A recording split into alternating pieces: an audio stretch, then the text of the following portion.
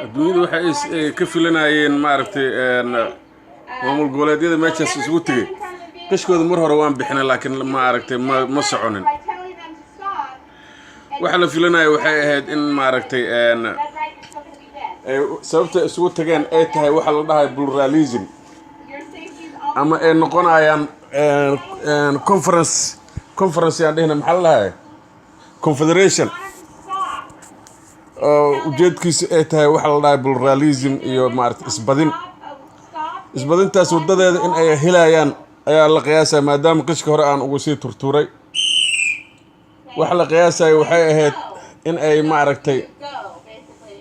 in ay meeshaas qodobada ay soo saareen oo ay ka heshiiyeen in ay tahay in ay Somaliland ama dhulka gobolada waqooyi iyo gobolada koonfureed ahaan in ay shir noocaas ay barbaraarayaan kaas oo ujeedkiisa ay tahay balanqaad buuxo laga helay gobolada waqooyi inaynan isdul saarnaanin kuwa koonfureedna aynan isdul saarnaanin isla markaasna talaabo loo qaado sidii la isku badin lahaa isbadintaasna ay ugu horeyso gobolka Sool tusaale gobolka Sool in maamul labada dhinacba goboladaana ay ogolaadaan goboladaasna ay ogolaadaan oo maaragtay declaration ay soo saaraan gobolka Sool xornimo buuxdo arrimahooda dibadda iyo gudaha iyo dhaqaalahoodaba inay u leeyihiin ay u madax banaan yihiin isla markaasna axdi lala galo maaragtay shantan gobol maamul goboleedyo iyo maaragtay magaciisi maxaa la dhahay Somaliland stepka labaad oo ay taas marka la hirgeliyo oo maaragtay qaramada midoobay hore ka imaanayaan oo maaragtay xornimo gaarsiin sameeynaayo guddiga laakiin waa loo madax banaan yahay saddex jihay ka imaan karaan marka Soolo kale marka la dhaho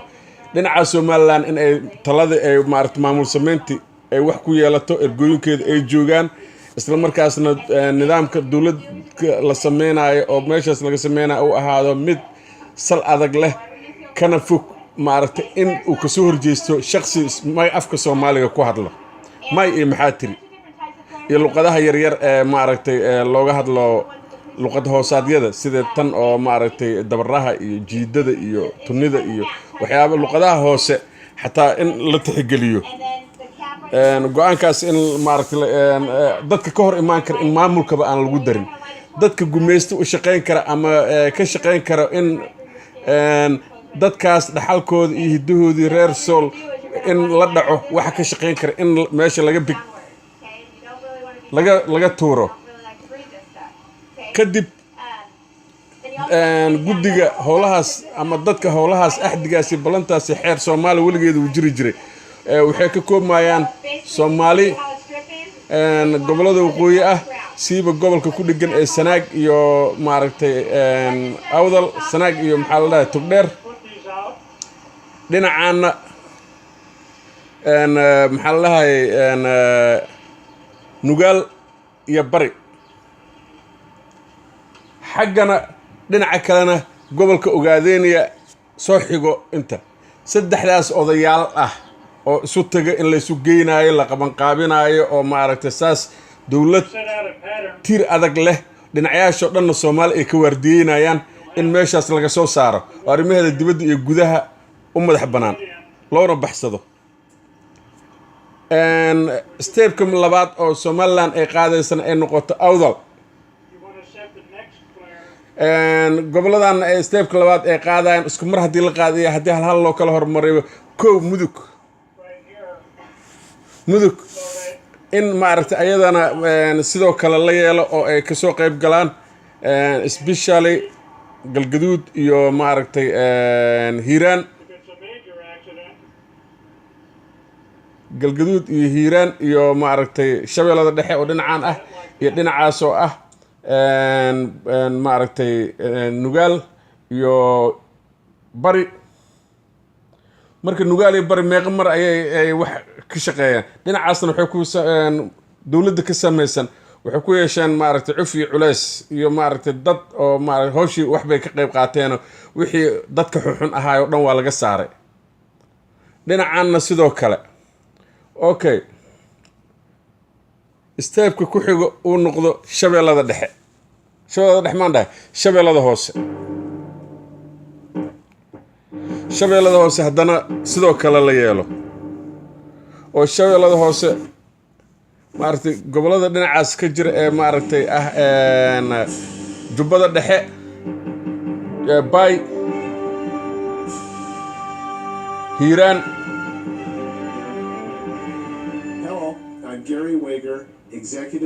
bakool sababtoo bakool waxay kasoo gelaysaa jidka oo maaragtay magaciisa aadayo maxaa la lahayo jidka aadayo 20 jirow iyo halkaas biyoole iyo jidka loo aadayo calaa ay xal taas inay maaragtay haddana ay steepkaas ay sameeyaan gedo sidoo kale gedo waa meesha ugu maaragtay heshiiskeeda ugu shida badan oo dhidirka in laga saaro u baahan dhidirka laga saarayo waxaa ka mid ah inkastoo waqti in la sii ay ku fiican tahay kuwa dadka reer geda qaban jiray geen jiray xabsiga Ethiopia iyo kuwa qaban jiray dadka gedo ee geen jiray xabsiga Kenya sidaas awgeed dawladda laga sameynayo maadaama saddex dawladood ay kulmiso in macnaha ma aha waxa kulmaayo ma aha dawladda Kenya iyo dawladda Ethiopia ma aha waxa ka soo qayb galayo ama awood u leh waxa ka soo qayb galayo waa dadka deegaanka Mandera iyo meelahaas iyo maaragtay celwaq Kenya iyo dego iyo dadkan waladaay iyo maaragtay magaciisa dego maxaa la lahaay ilaa nageyle ilaa iyo Soomaan dego oo Soomaalida ah iyo maaragtay Soomaalidan kale dawlad lugaheeda ku taagan oo adag oo kastamadeedana ay maaragtay tirbir ah ay ku taagan yihiin ahdi maaragtay heshiiskii uu dhameystiran yahay ilaa heshiiska odayaashana sameynaya oo fathers of Somalia inay noqdaan ay fiicneed war taariikha ka hartanimayo saas ahayd laakiin waa xogaa wixii waxaa maaragtay wixii waxaa xoogaa isdabamar ku sameeyey isdabamar maahe waa dhiiran weyseen indhaha adduunyada markaasay idin soo jeesan lahaayeen marka waxaa meesha soo baxa tan diaspora dadka oo qurba joogta ah tan dadka qurba joogta ah tan dadka qurba joogta ah maaragtay qurbaha joogo ayagana kalkalaha lu lahaayeen kuwa hadda qurbaha dhex joogo oo ka shaqeysanayo oo maqan oo aanan dhiigaas iyo maaragtay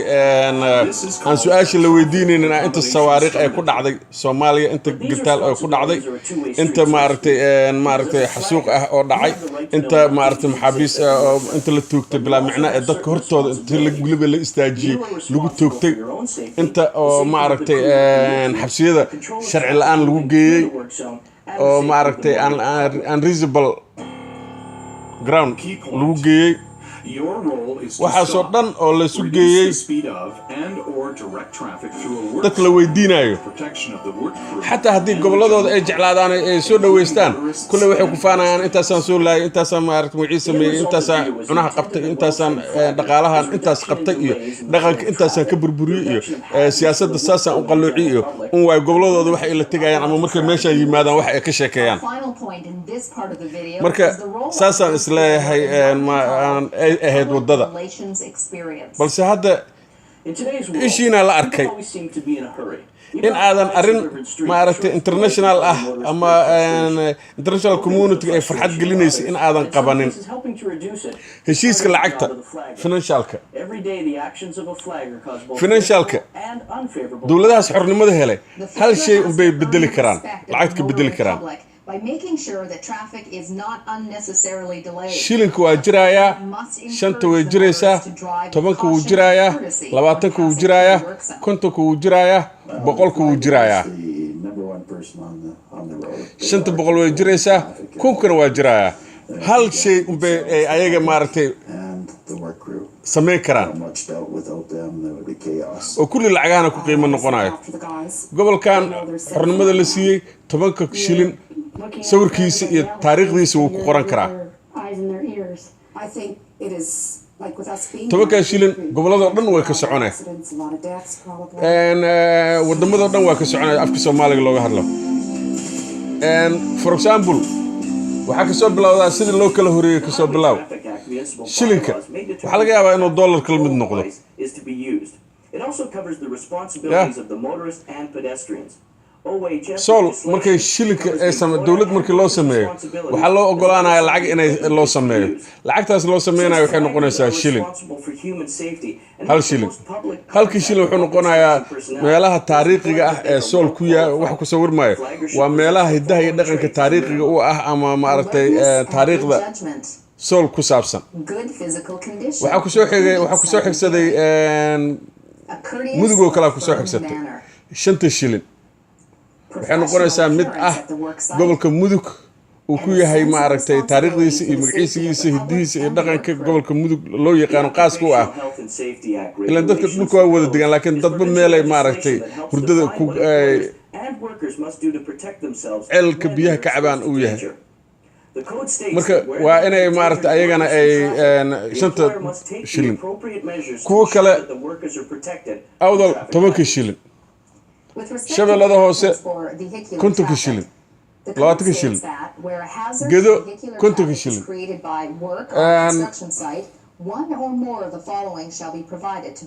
lacagta la sameeyay lacag loo sameeyay lacag quality leh sababta deen lagu leeyahay ma jirto dalabka oo depositkana waa lagu kalsoon dhulkan weyn inta sida lagu kalsoon intaas qarash loogu yeeshay ayagana maaragtay lagu kalsoonaanayo wax soo saarkooda lagu kalsoonaanayo qiimo lacagtooda qiimooda wuxuu saameyn ku yeelanayo wax soo saarkooda sababta tusaale these bylaws may influence traffic Tusale. accommodation procedures and the site is unique in its own way and is administered under its own contract. As a result, resources ay haysato aad u badan yahay Soomaa resources-geeda maal investment-ga dadku ku sameeynayo ayaa waxay soo saaraa waxay maaragtay lacagta ay gelinayaan waa lacag qaali ah Soomaha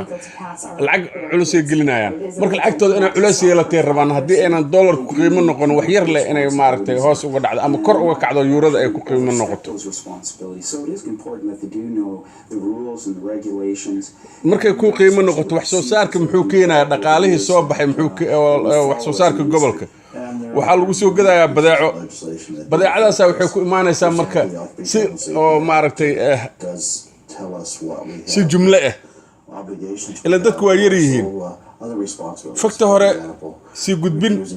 inta la gaarin reer Soul horta waa inay ayaga sixinta dilqaan oo subaga maaragtay ilaa iyo adduunyada geeskeeda laga soo lulay loo keenaa set up the traffic zone so that wax loogu bedelaa it is important just to know badeecadaas jumle u gadanayaan reerka wuxuu gadanayaa loor sokor ee loor magaciisa ma u baahno rubac sokor soo gad iyo tum sokor soo gar faqriga waa laga baxay marka lacagta quality-geedu waa badanaya wax gadashadeedana waa badanaysaa sida haddaba dhacdo marka qorshihii tilaabadii jahada meesha ay ahayd xoogaa yar waa idinka shibdhahay tilmaan ma aanan bixinin waan ogahay sababta aan u yeelana waxay ahayd waa si badan casharada si fiican ay u qaateen laakiin hadda xoogaa waa idin support gareynaa mar labaad warnimo hore u socdo saas hawsha ha ahaato waxaa soo haray diaspora ama dowladda federaalka dadkan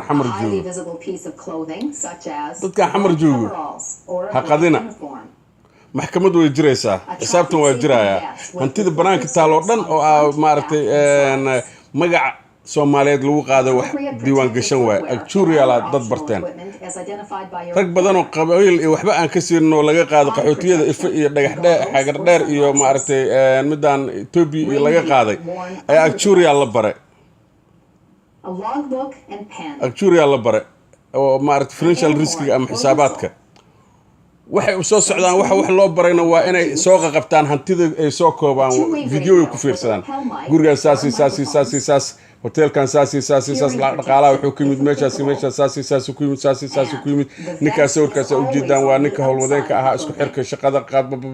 naqshada waxa sameeyay kambanigaas wuxuu ku sameeyay dhaqaalaha kaas wuxuu sameeyay maaragtay dhalooyinka waxa laga soo qaaday meeshaas miraayadaha waxa laga soo qaaday meeshaas maaragtay wixiis waxa laga soo qaaday meeshaas qarashka laga soo qaaday saas way xogaa yar meeshaas waxa galay lacag oo maaragtay illegal ah oo maaragtay kambanigaas uu maaragtay overprice uu ka iibiyey wixii oo dhan waa wada wax oo maaragtay magaciisaysan marka That's right. A number of hand signaling devices such as Halas reflective badiyo. stop, slow signs, Howsha waa and taas. lights may be used to help control waxaan traffic in a workshop. maskaxda maaragtay The sign bearing a clear message, Soomaalinimada stop and slow on opposite sides. xasidnimada ku ah Gives the motorist maaragtay guidance. The manual dadka is soo uniform koobaya traffic maaha control haddii devices shirka meeshaas ka dhacayo specifies gobol hebel the awood highway type wadan hebel operations. oo Signs wadanka should be at least shabeellada 25 dhexe oo centimeters awood u wide, heli waayey lettering at least wadanka 15 shabeellada centimeters hoose high. ayaa Signs can inuu be fadhiista laga hand yaabaa paddles or wadanka mounted on shabeellada motor hoose trucks faa'iidada uu from keenan 1.6 shabeellada dhexe way meters haysataa awdalna wuu haystaa jubbada hoosena way haysataa marka saas waa qorshaha waxa saas hawsha waa kulli 16 daqiiqo oo yaalayaa nafta aan ku helay waa idin salaamaya salaan kale ilaab